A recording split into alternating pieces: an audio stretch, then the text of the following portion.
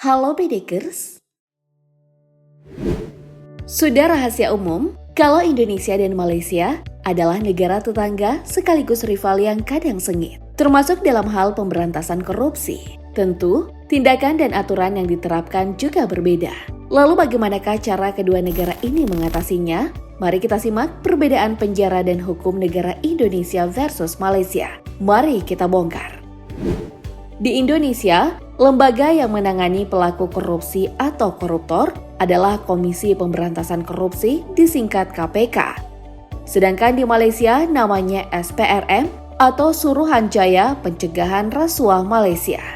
Sebagai lembaga negara, KPK bersifat independen dan bebas dari pengaruh kekuasaan apapun dalam melaksanakan tugas dan wewenangnya.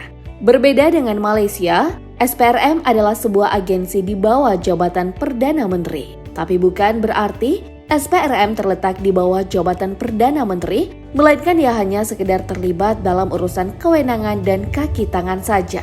Faktanya, dalam menjalankan urusan harian, ia melaksanakan secara bebas dan terbatas oleh pegawai-pegawainya di bawah pengawasan ketua pengarah tanpa ada pengaruh campur tangan dari pihak manapun.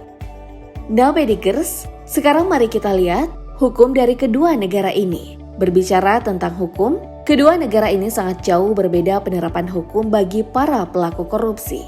Di Indonesia, hukuman para koruptor ada di dalam Undang-Undang Nomor 31 Tahun 1999 yang berbunyi, setiap orang yang secara melawan hukum melakukan perbuatan memperkaya diri sendiri atau orang lain atau suatu korporasi yang dapat merugikan keuangan negara atau perekonomian negara, dipidana penjara dengan penjara seumur hidup atau pidana penjara paling singkat 4 tahun dan paling lama penjara 20 tahun. Sedangkan di Malaysia, mulai mempunyai undang-undang tentang kasus korupsi sejak tahun 1961. Udah lama banget kan? Peraturan ini diberi nama Prevention of Corruption Act. Tapi lebih parahnya lagi, di tahun 1997 diberlakukan peraturan baru yaitu Anti-Corruption Act. Tujuannya supaya menguatkan hukum bagi para koruptor. Jadi jika ada pejabat negara yang melakukan tindakan korupsi dan terbukti bersalah maka ia dihukum gantung. Ngeri banget kan? Coba bayangkan jika hukum ini diterapkan di Indonesia. Mungkin pejabat negara kita sudah habis kali ya?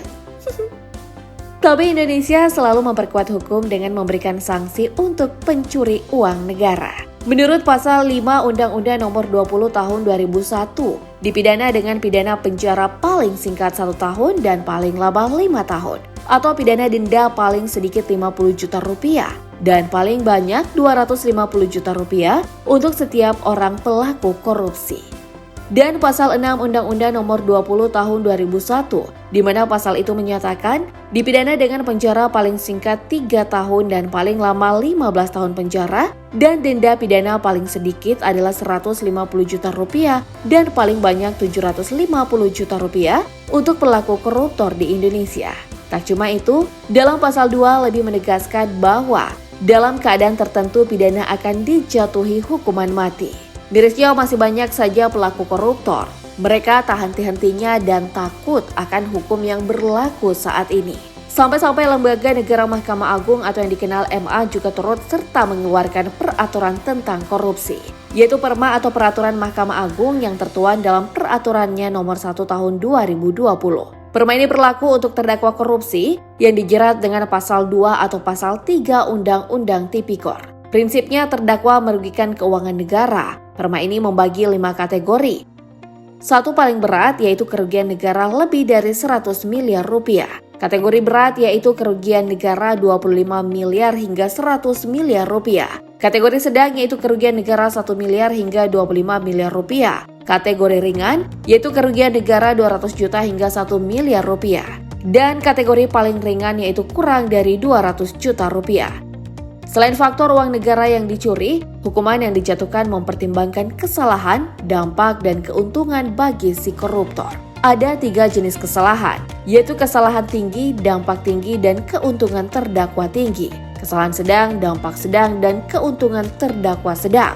Kesalahan rendah, dampak rendah, dan keuntungan terdakwa rendah. Sementara untuk pidana hukum yang diterima berdasarkan simulasi hukuman Perma 1 tahun 2020 ini adalah penjara seumur hidup atau penjara 16 tahun hingga 20 tahun. Terdakwa korupsi 100 miliar lebih, kesalahan tinggi, dampak tinggi, dan keuntungan terdakwa tinggi. Penjara 13 tahun hingga 16 tahun penjara. Terdakwa korupsi 100 miliar lebih, kesalahan sedang, dampak sedang, dan keuntungan terdakwa sedang. Penjara 10 tahun hingga 13 tahun penjara, yakni terdakwa korupsi 25 miliar lebih, kesalahan ringan, dampak ringan, dan keuntungan terdakwa ringan. Penjara 13 tahun hingga 16 tahun penjara, terdakwa korupsi 25 miliar hingga 100 miliar, kesalahan tinggi, dampak tinggi, dan keuntungan terdakwa tinggi. Sementara penjara 10 tahun hingga 13 tahun penjara, yakni terdakwa korupsi 25 miliar hingga 100 miliar rupiah, kesalahan sedang, dampak sedang, dan keuntungan terdakwa sedang.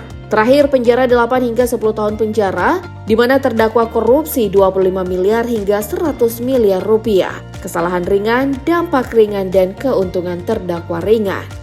Bagaimana Medikers? Soal hukum di Indonesia begitu rumit dibandingkan Malaysia, bukan? Di Malaysia hanya menerapkan hukuman gantung, tapi baru-baru ini kasus korupsi di Malaysia tidak memberlakukan hukum ini kepada Perdana Menterinya Najib Razak. Keputusan Hakim Naslan menyatakan bahwa Najib Razak divonis bersalah untuk kasus dakwa kekuasaan dengan hukuman 12 tahun penjara dan denda 210 juta ringgit atau sekitar 721,7 miliar rupiah.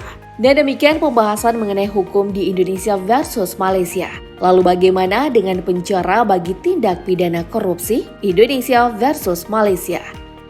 Dari Indonesia, penjara bagi tahanan di Indonesia seringkali membuat kita geleng-geleng kepala. Bahkan membuat geram bagi sebagian masyarakat di Indonesia. Soalnya penjara bagi pelaku koruptor dan tahanan narapidana lainnya sungguh jauh dari kata sengsara. Penjara koruptor bagaikan istana sedangkan napi lainnya hidup di sel yang kumuh dengan alas tikar dan makanan seadanya.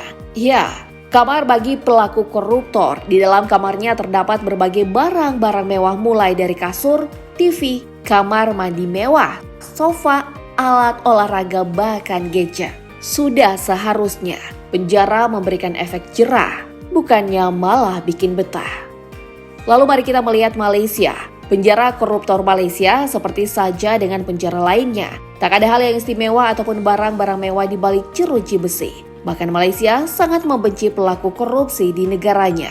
Lalu bagaimana dengan jumlah kasus korupsi di Indonesia dan Malaysia? Di Malaysia, kasus korupsi yang terakhir adalah kasus Najib Razak, sedangkan di Indonesia, menurut Lembaga Swadaya Masyarakat Indonesia Corruption Watch atau ICW, merilis laporan kasus korupsi semester 1 2021. Jika di tahun sebelumnya yakni sebesar 169 kasus, maka di tahun ini, khusus selama 6 bulan awal tahun 2021, tercatat 209 kasus. Wah, jauh berbeda ya? Gimana menurut kalian, Medikers?